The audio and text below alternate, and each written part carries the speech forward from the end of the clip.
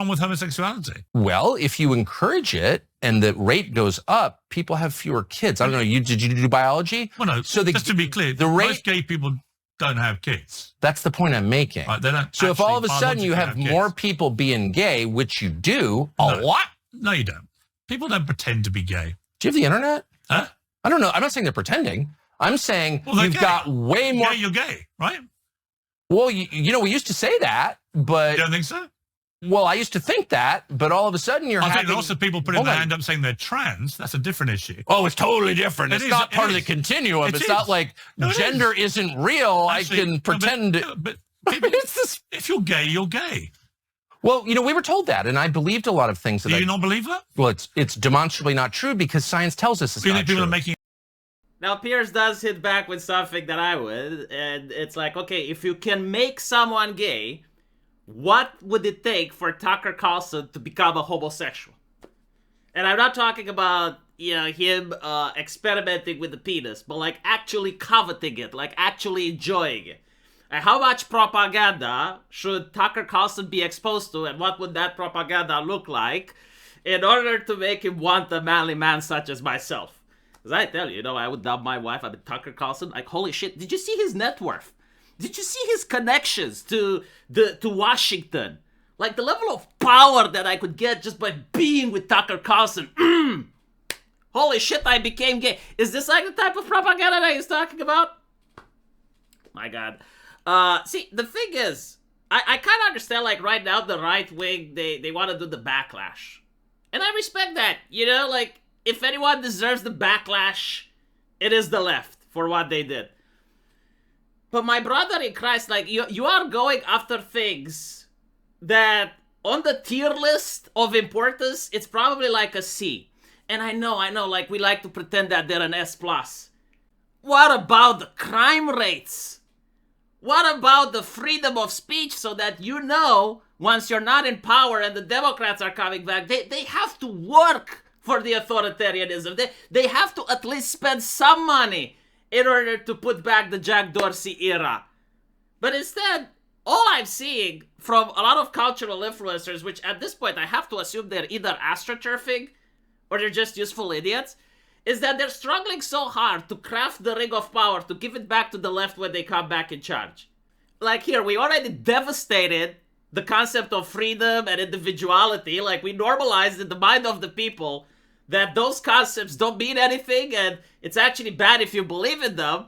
And so now normal people are fine with censorship. They're fine with politicians telling them what to think. They're fine with being programmed on how to live their lives.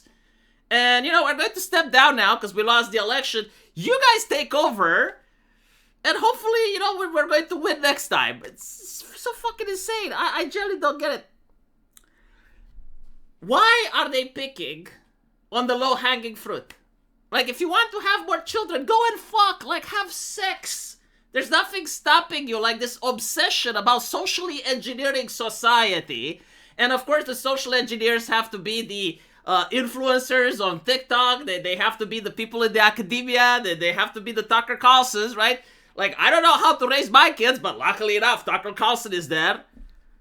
And the entire thing was so cringe, right? Like, Tucker Carlson, instead of just assessing and the conversation and having the facts over feelings thing, constantly laughs, constantly shakes his head, constantly treats this as if it's superficial, but he still wants to talk about it.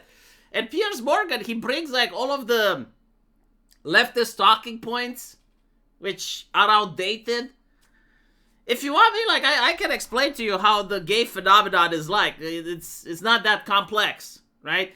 So, can someone become gay? Or are people born gay? That is the question. And so you end up with a situation where some people insist, like, no, like, people choose to become gay. And then you have, like, a different group of people that say, no, like, people are born gay.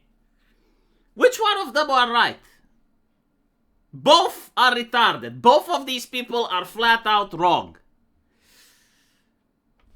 And I can explain why that is.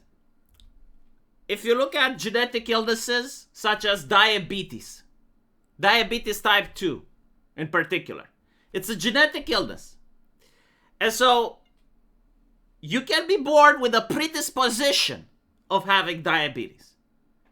And if your life revolves around eating a lot of sugar, you're gaining a lot of weight, then the chance of developing diabetes is quite high.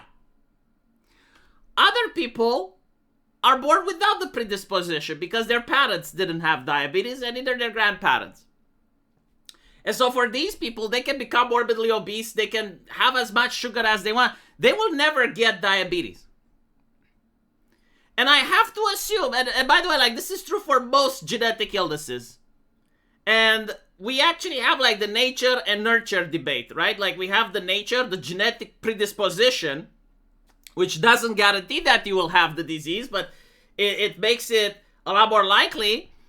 And then you have like the nurture, the environmental factors, your lifestyle. This is being studied at medicine for a lot of illnesses, not just diabetes. Why isn't it the same for sexuality? Like, you can have certain people that are predisposed at having fetishes or sexual orientations or whatnot, and if they're not exposed to them, especially in their formative years, I think, like that's when you may have like a more likely chance for someone developing certain kinks or whatever. If they're not exposed to them, well, they will just be the default. If they are exposed to them, then they can have them. And so, like, this would explain why you can have genetically identical twins, and one of them is straight and one of them is gay. If it was being born gay, then this wouldn't happen. It wouldn't make sense. Because they're genetically identical. If it's about choosing to be gay, then I should be able to make Tucker Carlson gay. Or I could be able to make you gay. And it's not just in the sense of making someone gay, as I mentioned before. It's like, oh, well, for a certain amount of money, he's willing to have good sex. Or if you lock him in a prison, he's willing to do the quishy with other inmates, but when he's out, he's still interested in women. No. Like, someone to genuinely want to be gay, to covet being gay, right? And so I have to assume that it's a little bit of both. Now, are there a lot more gays in society than there used to? I don't think we can know. For the last decade or so, LGBT people have been politicized, and they were associated with the left and American corporatism. And so every single corporation put on the gay flag, went out of their way in order to hire gay people. If you're a gay person, you got a lot more privilege on social media. If someone upset you, they would get banned. And so is it possible that a lot of people pretended that they're gay just so that they can get part of these privileges? Let me know what you guys think, though. And as usual, I'll see you in the comment section. Take care.